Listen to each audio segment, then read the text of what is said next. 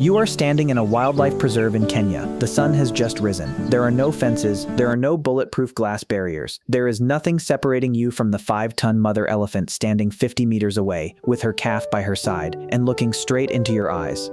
And somewhere in the next few seconds, that elephant will make a decision about you. Not about humans in general, but about you, specifically today. This is the story of how animals decide who is allowed to stand near their young.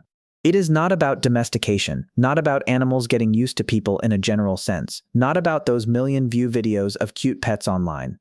We are talking about a sophisticated evaluation system to the point that it can distinguish you from the person standing next to you, remember that result for many years, and pass that information on to the next generation without a single written word. Because this is something no one has told you. Animals do not just react to humans, they are evaluating each person individually, building profiles of individuals, and rendering judgments based on accumulated evidence over multiple encounters. And the scientific evidence for this is truly astonishing. Let us begin with the problem that every mother animal in natural history has had to face.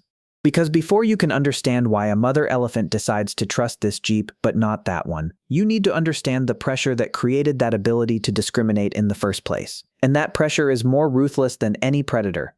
Every mother animal in natural history has faced the same equation with no perfect answer. The young are vulnerable, the world is full of enemies, and not every threat looks like a threat. Evolution only allows two strategies, and both have literally deadly problems.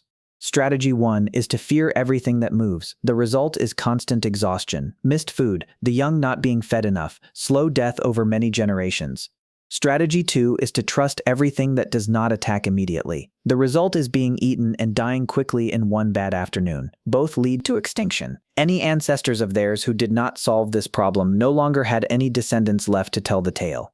The only solution that survived the evolutionary filter is to accurately categorize each individual, each encounter, each specific context. Up to this point, everything is still within the scope of what evolutionary biology has known for a long time. But this is where things get really interesting.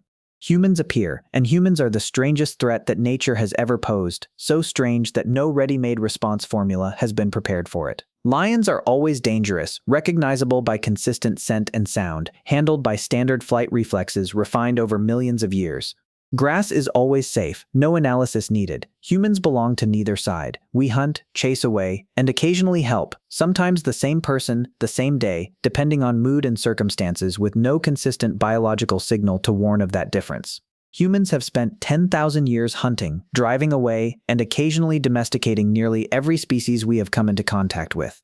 By every reasonable evolutionary criterion, animals should treat us as you would treat a stranger holding a chainsaw at 2 o'clock in the morning. No approach, no negotiation, and definitely not bringing the young out. Yet the opposite keeps happening, repeatedly, across continents, in species that have no biological commonalities with each other. Think about that for a moment. The real question is not why animals fear people. The real question is why some animals, in the most important moments when the young are right beside them, are not afraid of this person but are afraid of that person, even though the two people look identical from the outside. That can only mean one thing. Evolution has been forced to create something that was never needed before, not a general avoidance reflex applied to humans as a block, not a black and white instinct, but the ability to read individual humans one by one, to distinguish this person from that person, this encounter from the previous one, this context from that context. A type of social intelligence that we did not even have an exact name for in textbooks until very recently. So what does that system look like, and what does it operate on? The answer does not lie in any one special ability. It lies in the way multiple information channels run in parallel, continuously, and are integrated into a single judgment within a few seconds, before the human even has time to open their mouth to say the first sentence. The first channel is smell, and this is a channel that cannot be lied to. Cortisol and adrenaline released through human sweat when anxious or stressed. Animals can smell the person's internal emotional state before the person can express it through any action. A person deliberately trying to appear calm still gives off the scent of fear, and they know it before you even realize you are afraid. Furthermore, each human produces a very specific chemical signature, a combination of soap scent, sweat, daily food, and even laundry detergent. Animals have strong olfactory memory, meaning most mammals can store scent profiles of individual humans just like storing the scent of a trusted member of the herd. Once recorded as safe, that chemical fingerprint can persist in memory for a very long time. You can control your face, but you cannot control your scent. The second channel is hearing, and here what matters is not listening to the content of the words but listening to prosody, rhythm, pitch, speed, and stability of the voice. A low, slow, steady voice means calm. A high, fast, choppy voice means agitation or aggression. At Amboseli, Kenya, researchers played human voices from speakers hidden in bushes for elephant herds and recorded something remarkable. The herds reacted markedly differently to men's voices, women's voices, and children's voices from the same tribe, even though the content of the sentences was exactly the same. Not the content of the words, precisely the way they were spoken. The third channel is vision, and here too it is not just face recognition, but reading gaze direction, body posture, approach speed, and hand position. Straight approach is confrontational. Diagonal approach is less threatening. Prolonged direct eye contact is a challenge in most species. There is a little noted but extremely important detail. When humans approach an injured animal, our response is extremely consistent. Movements slow down, voice lowers, hands become more careful. No other species reacts to vulnerability with gentleness, rather than attack so consistently, and animals are very good at reading body language. That response eventually gets filed into a completely different category in their classification system. Now, what happens when the channels conflict? A calm face but an anxious scent. Research shows a consistent priority order. Smell first, hearing second, vision last, because smell is simply the hardest to fake among the three channels. This is why even the best actors cannot fool a dog that is familiar with its owner, and why deliberately pretending to be safe in front of animals rarely works the way humans expect. But classifying safe or not safe is only the first step.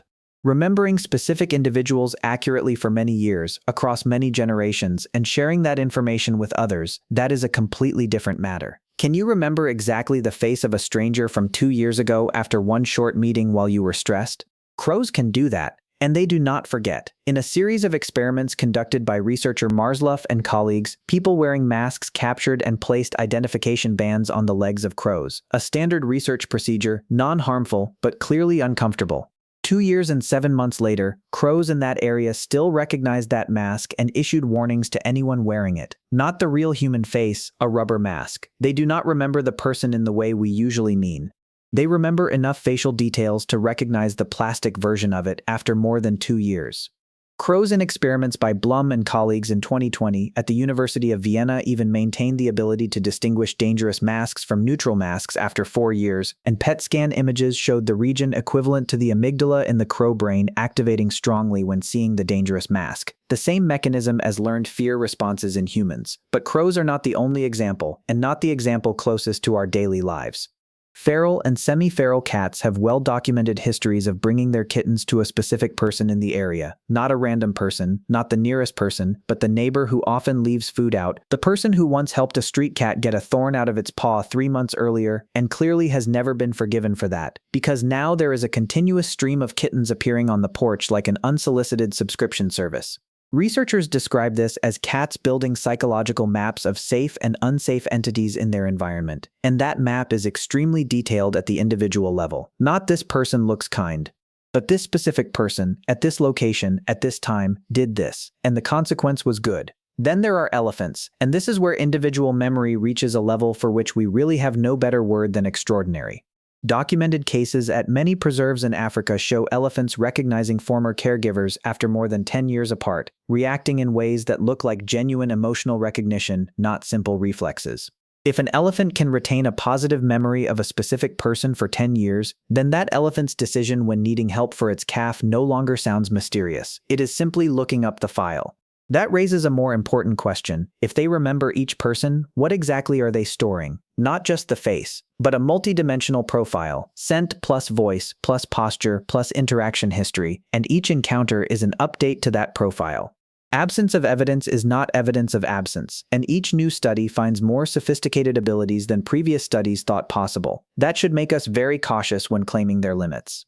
But if each individual only learned from its own experience, that would already be astonishing. What happens next is what truly changes everything. One crow that has never met you still knows you are dangerous, not because of instinct, because its fellow crows have told it.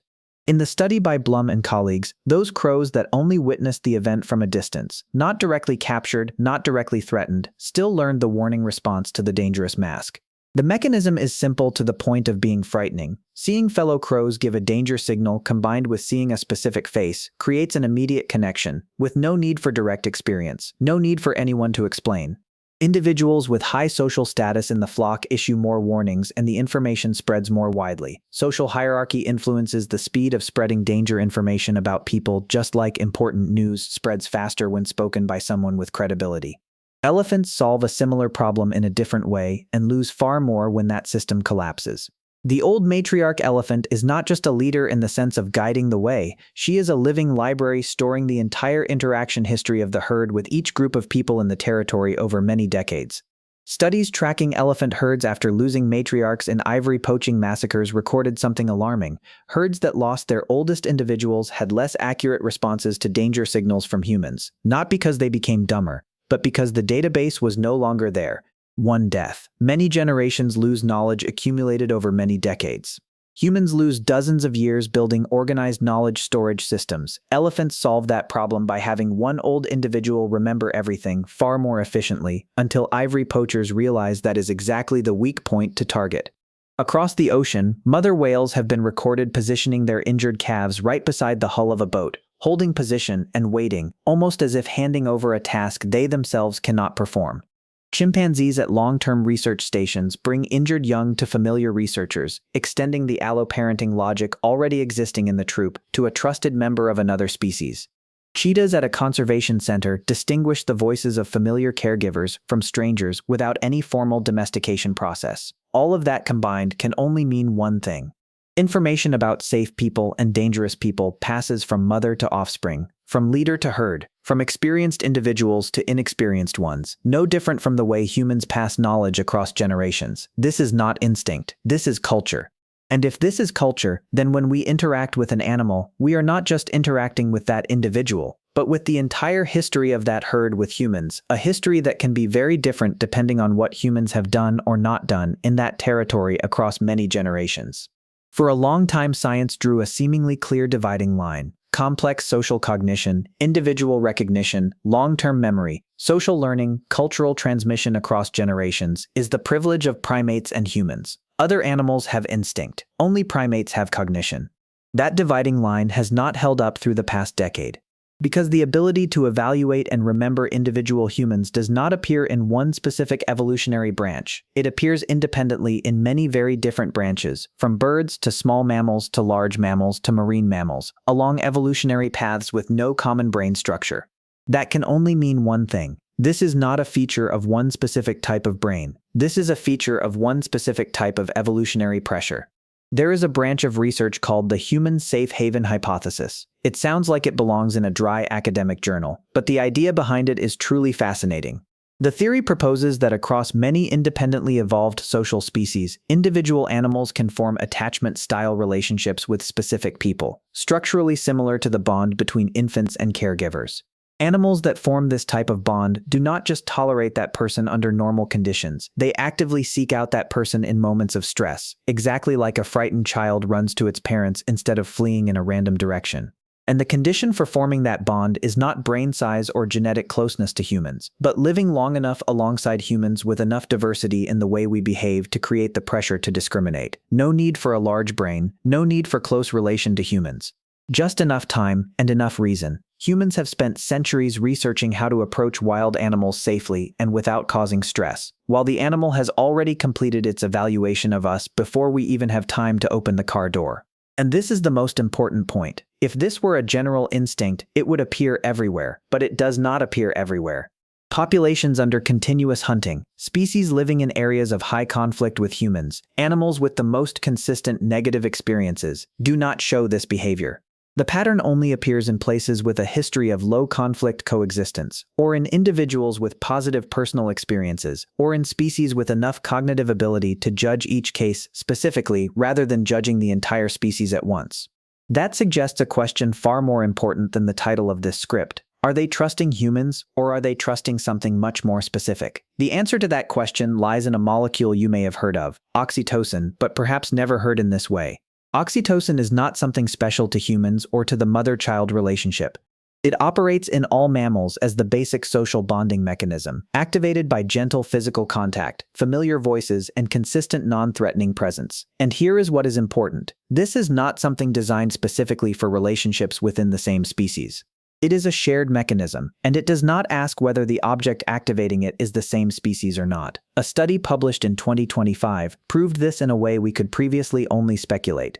Rats that were gently touched repeatedly by humans during their adolescent development phase formed clear attachments to human hands, approaching more closely, producing more communication sounds, and staying near longer than rats without similar contact. The mechanism was specifically identified: oxytocin receptors in the VMHVL region of the hypothalamus. When researchers chemically inhibited this receptor using chemogenetics, the entire attachment behavior disappeared completely, not reduced, but vanished.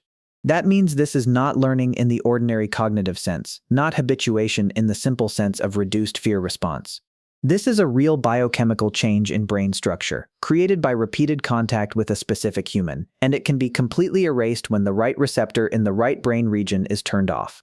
But what is truly remarkable is not what happens to the exposed individual, but what happens to the next generation. This oxytocin mechanism creates a cross-generational feedback loop. Humans respond well in a crisis situation. The animal or its social group remembers that. Subsequent generations in that group inherit a lower baseline fear response to that type of person or that specific person. The cycle continues, slowly building through many small interactions, many years, sometimes many generations, until enough accumulates to create exactly the type of behavior we have been talking about throughout this script. Not magic, not animals mysteriously knowing us in some cosmic sense. It is small evidence accumulated case by case, interaction by interaction, until a wild animal looks at a human and its brain, in the literal chemical sense, in the literal molecular sense, concludes that this person is safe. The question is not whether that happens. The question is what we have done to create that conclusion. And when you understand that this trust is real at the biochemical level, built interaction by interaction, and accumulated across generations, then the next question is not comfortable at all. All of that is not just interesting science to read and set aside. It changes the way we should design everything, from conservation programs to farms to wild animal management policies. When scientists understand that elephants recognize people not by humans in general, but by specific groups with specific interaction histories, that means rangers from local communities are more effective than outsiders in many approach situations. Not because they are better trained, but because they already have a file in the herd's database before they even step out of the vehicle, an advantage that cannot be bought with equipment or certificates, but only accumulated over time. In livestock farming, the application is even more specific and measurable directly in money. Studies on dairy cows recorded what many farmers have known intuitively, but science has now explained. The productivity and health of the animals depend not only on feed quality and barn conditions, but on who the daily caregiver is. Cows recognize familiar caregivers, have lower cortisol in their presence, and higher milk production compared to contact with strangers even when physical conditions are exactly the same. The caregiver is not a minor variable in the production equation, they are the central variable. On a larger scale, conservation programs have begun to view these trust-based interactions as valid indicators of the quality of human-wild-animal relationships in a specific area. A wild population willing to approach humans in crisis is usually a population living in areas with lower hunting pressure, less conflict, and longer coexistence history. Those moments function like unofficial performance reports on how humans in an area have behaved toward local animals across many generations. And if every interaction leaves a real biochemical trace in their brains and accumulates into profiles spanning many generations, then we have a responsibility for how we appear before them, not just to do no harm, but to be conscious that each interaction is a data point in the profile they are building about us. All of that sounds beautiful, and much of it really is. But when you understand that this system works precisely because it trusts the consistency of signals, then the next question arises unavoidably. What happens when that consistency is deliberately broken? Let us return to the mother elephant in Amboseli in the opening scene, the elephant that recognizes the first jeep as safe and continues grazing. That trust is not decided by one elephant alone. It has been accumulated across many generations of observation, stored in the memory of the oldest matriarch, passed to the young through the way the young observe the mother's reactions, a sophisticated, precise system built interaction by interaction over many decades. Now think about this. Modern ivory poachers wear ranger uniforms, approach from downwind so their strange scent is not detected, use silenced guns so they do not trigger auditory warning reflexes. They do not break the elephant herd's recognition system, they simply impersonate all the right signals at once, deliberately. The Navy of some countries trains dolphins to recognize familiar divers as safe and then deploys them in combat. They have no concept that trust can be built for one purpose and used for a completely different purpose. An animal and a human both work with the same system, trust built through accumulated experience. Only one side understands that the system can be exploited, and only one side has the tools to do it systematically. So what do animals know when deciding who is allowed to stand near their young? The honest answer is we do not fully know yet, and each new study finds another layer of complexity beneath the layer we just thought we understood. But what we do know is enough to paint a continuous and astonishing picture. The mother elephant in Amboseli clusters her calf in the middle when she hears a stranger's voice. The American crow in Seattle issues warnings at a face that caused it harm 2 years and 7 months earlier. The rat in the Vienna laboratory approaches a human hand after 10 days of gentle touching. The cheetah at the conservation center in Kenya recognizes the caregiver's voice from the head of the enclosure. The mother whale offshore positions her injured calf beside the boat hull and waits. The feral cat brings her kittens to the neighbor's porch at 3 o'clock in the morning. All of those actions, across species, across continents, across circumstances, stem from the same process. An animal has observed, has remembered, has evaluated, and has reached a conclusion about a specific human. The next time you stand before an animal, you think you are observing it. But it finished its work long before. It has smelled you, it has heard your breathing, it has read your posture, and it has rendered its judgment, not about humans in general, but about you specifically today. The question is not whether you can trust it. The question is, can it trust you? If you find questions like these, questions where the scientific answers turn out to be deeper and more surprising than anything we ever thought, then this is exactly what this channel does every week. Subscribe so you do not miss the next video, because the next story may change the way you look at something else you thought you already understood.